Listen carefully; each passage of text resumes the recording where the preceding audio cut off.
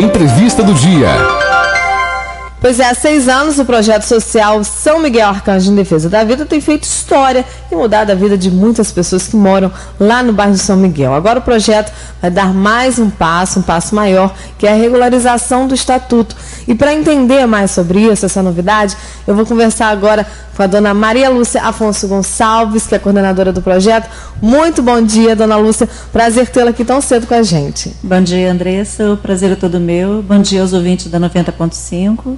Então explica pra gente, dona Lúcia, como eu falei, é um passo, né, depois desse tempo aí, né, 6 anos já de projeto, é uma novidade para vocês, essa regularização. Como é que vai ser isso?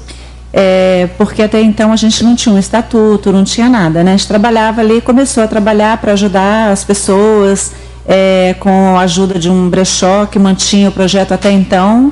E agora, foi há 2 meses atrás, começaram a montar, né, o padre Denis e o Marquinhos Costa começaram a montar o estatuto para ser registrado no CMDCA, que é o Conselho Municipal do Direito da Criança e do Adolescente. E aí o que muda com essa regularização, assim? Muda que foi formada uma diretoria, né? Essa diretoria vai ter um tempo de 2 anos, depois muda novamente, quer dizer, então agora não vai ficar uma pessoa só toda a vida desde... Por exemplo, nós começamos, na verdade, em 2003, né? Mas com encontros, com aconselhamentos, palestras nas escolas, mas montar mesmo aquele espaço foi como você falou, né? Há 6 anos atrás. E até então não tinha nada registrado, não tinha ata, não tinha nada. Agora vai ter a ata das reuniões, vai ter... a gente vai poder também fazer parceria com o município, fazer parceria com empresa, entendeu? Empresas, receber verba, né? Verbas para poder melhorar o trabalho lá. Importante. Né? E aí você falou pra gente que começou desde 2002 com aconselhamento. Mas como assim que surgiu? Por que surgiu esse projeto ali no São Miguel? Porque eu faço parte de um movimento que é nacional, aliás, é mundial, que é o Movimento em Defesa da Vida, né? Então a gente sempre se encontrou, uma vez por ano a gente se encontra no Humaitá, tem um encontro com todos os Providas, tem até uns 3 anos que eles não me convidam, não sei se não está tendo espaço para acontecer isso, esse seminário que eles falam, né? Mas a gente se reúne para trocar experiência e o trabalho mesmo é defender a vida desde o ventre materno até seu final natural, entendeu? Então a gente faz aconselhamento, orienta, porque muitas mães elas fazem o aborto, por exemplo, porque não tem conhecimento, acha que até um certo tempo não é uma criança ainda, né? E a gente com isso, a gente orienta também. Quando você fala disso, você acaba também diminuindo um pouco a violência, porque você vê crianças participando dessas coisas, né? Às vezes na casa onde acontece isso, crianças participam disso. E quem vê matar uma criança acha normal dar um chute no cachorro, dar um chute, sabe? Uma série de coisas que vão, vai puxando, vai levando, né? E a falta de respeito pela vida mesmo, entendeu? Então a gente, quando orienta nesse sentido todo, a pessoa como um todo.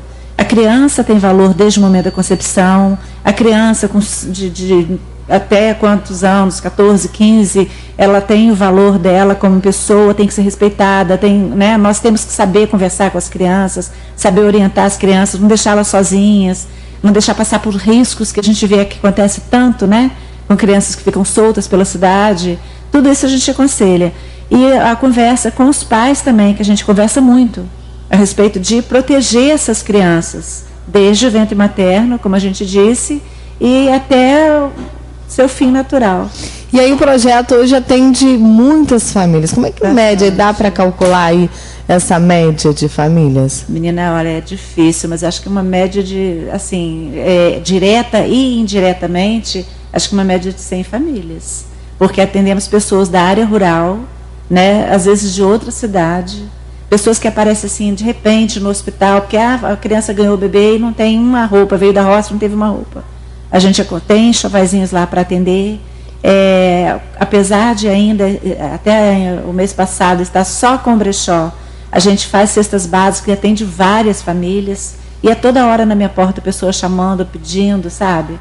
Então a gente faz um trabalho muito grande que dá para atender por aí, sim. Com os cursos também, envolvida nos cursos, né? Tem uma média de 100 famílias, sim, com certeza. Então você falou sobre esse aconselhamento, o bazar, cursos e cesta básica. Então são muitas atividades lá, né? São várias atividades. Esses cursos são como que acontecem, dona Maria, dona Lúcia?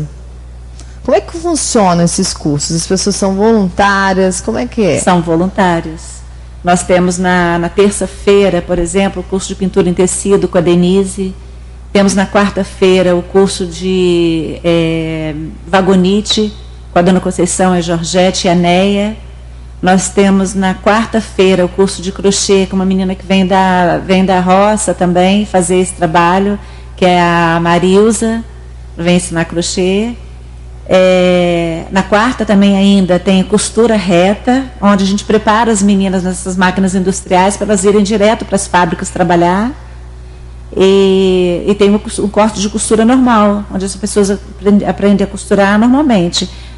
Esse curso é a Joiméria e a Verônica que dá. E vocês sentiram que realmente as pessoas conseguiram arrumar emprego? Como é que foi isso? Conseguiram, várias meninas já saíram de lá, inclusive teve uma que foi me dizer que ela fez o curso lá e uma fez particular, e eles deram prioridade àquelas que fez lá. Porque lá, além da gente ensinar o curso, a gente conversa muito com as meninas. A gente dá uma formação, assim, sabe, meio de experiência de vida mesmo, né? Social orientando, mesmo, orientando o modo de agir, o modo de proceder mesmo no emprego, sabe? A honestidade, o zelo pelas coisas, sabe? Porque lá mesmo tem as máquinas. Diz assim, olha, como se fosse da casa de vocês. Então, a gente faz uma preparação com elas também. Importante, né? Você falou mais cedo que a regularização vai facilitar esse recebimento de verba, porque hoje o que vocês recebem vem todo do bazar, o dinheiro? Todo do brechó. Todo. Como é que funciona esse brechó? Esse brechó ele funciona, por incrível que pareça. As pessoas doam as roupas, né? Lá é vendido assim, nós temos um preço, tem uma parte que é roupas que a gente coloca R$1, que é roupa que já passou várias vezes pelo brechó e vai para R$1, mas nada estragado, nada manchado, sabe, só para barato, para ficar mesmo separadinho. E tem um melhorzinho que varia preço de 2 a no máximo R$20, entendeu? Então, e funciona de 2 às 4. Se funcionasse mais tempos, imagina quanto dinheiro a gente fazia, né? Com certeza. De 2 às 4 dá para a gente manter o projeto todinho, manutenção, material para os cursos, coisas que para o enxoval a gente não pode fazer lá, entendeu? As cestas básicas, até então a gente estava comprando, até semana passada a gente comprava cestas básicas também, porque a cesta básica a gente atende só a gestante, a quem está fazendo o curso e a voluntários que precisam. Não é aberto também, não. Né? Porque até para ensinar as pessoas a trabalharem também, a ajudar. É o propósito do projeto. É o propósito. E aí, uma vez você vê aqui, dizendo que havia uma dificuldade muito grande com o voluntariado. Continua ainda esse problema de conseguir pessoas para ajudar, para dar uma mão, para dar uma palestra, um curso? Continua assim. Até que para dar o curso, uma palestra, as pessoas até aceitam participar. O mais difícil é pessoas para ajudarem mesmo lá, porque lá poderia fazer muito mais coisas, né? E, no entanto, a gente não faz por falta de voluntário. 2 horinhas por semana que a pessoa doasse para lá já ajudaria muito. E qual o horário assim, de funcionamento que as pessoas podem se doar? Assim, é de segunda a segunda? Como é que é? É de terça a sexta, de 2 às 4. Esse pouco horário para aquele espaço tão bonito e tão grande, né, e tão bem assim aparelhado, só acontece nessas 2 horinhas por falta de voluntário. Você acha que se tivesse mais gente... Abriríamos o dia todo, com certeza. E o que fazer assim para a pessoa que ouviu, gostou, quer participar? Como é que pode dar esse primeiro passo? É um projeto da Igreja Católica, né? Ele funciona ao lado da igreja. Ao lado da Igreja São Judas. Ele é da Igreja Católica, mas ele recebe todos como voluntário. Não fala-se de religião lá no projeto social. Fala-se de Deus, mas não de religião. E isso tem sido importante também. É muito importante, porque é um projeto social, né? Então é importante pessoas de boa vontade. Pessoas que queiram ajudar, sabe que a gente também, como sociedade, tem responsabilidade com o irmão, com aquele que está excluído de verdade, entendeu? A gente tem responsabilidade nisso também. Se a gente não tomar essa consciência, as coisas não melhoram de jeito nenhum. E é importante que o projeto surgiu no São Miguel, né? Que é um bairro que realmente precisa desse apoio, né? Eu fui criada, nasci em Celina, mas fui criada no bairro São Miguel. Quando eu voltei do Rio, em 2002, eu tive vontade de vender minha casa, mas eu deixei 6 meses na imobiliária e não saiu. Falei, Deus me quer aqui. Então, eu tinha um propósito, realmente. Quando veio o projeto para ali, né? Que a gente funcionou a princípio na Escolinha Isaura Marques, depois lá no Caique, até conseguir aquele espaço que tem lá. Bom, tá de parabéns aí pelo trabalho. Eu conversei com Maria Lúcia Afonso Gonçalves, ela que é coordenadora aí do projeto social São Miguel Arcanjo em defesa da vida, né? Que tem, há 6 anos tem feito história aqui na cidade, né? Mudado a vida de muitas pessoas. Dona Lúcia, deixa um telefone para alguém que se interessou, quer ligar, não tem como ir lá, quer ajudar de alguma forma, deixa um telefone aí. Certo, pode ser, né, para voluntariado, queira ajudar um pouquinho a gente lá, ajudar os irmãos, ajudar outras pessoas, né, que precisam. Ou para doação, porque a gente aceita além de roupas, coisas para bebês, até móveis usados, que às vezes a pessoa pensa que não pode jogar fora, leva para lá que a gente conserta e doa para a pessoa que às vezes não tem nem aonde dormir, não tem aonde botar uma roupa, elas pedem caixinhas de papelão para botar roupa de bebê. Nossa. Então, se puder, o telefone lá do projeto mesmo é o 99 38 03 50. Então, repete aí, pessoal que está ouvindo. 99 38 03 50. E é muito importante essa questão do enxoval, né? Você falou que muitas crianças nascem sem ter uma roupa, né? Sem ter nada. As pessoas correm de emergência lá e vai pedir, porque veio uma criança ou nasceu, às vezes a mãe não estava nem esperando, às vezes não estava nem querendo aquela criança.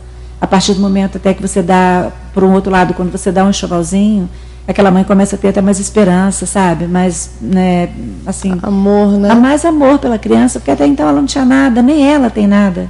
Quando elas vão para lá, a gente tenta melhorar até a autoestima, sabe? Doando roupinhas. Elas chegam lá mal arrumadinhas, a gente leva lá no bazar, manda escolher roupinha para elas, para gestantes, né?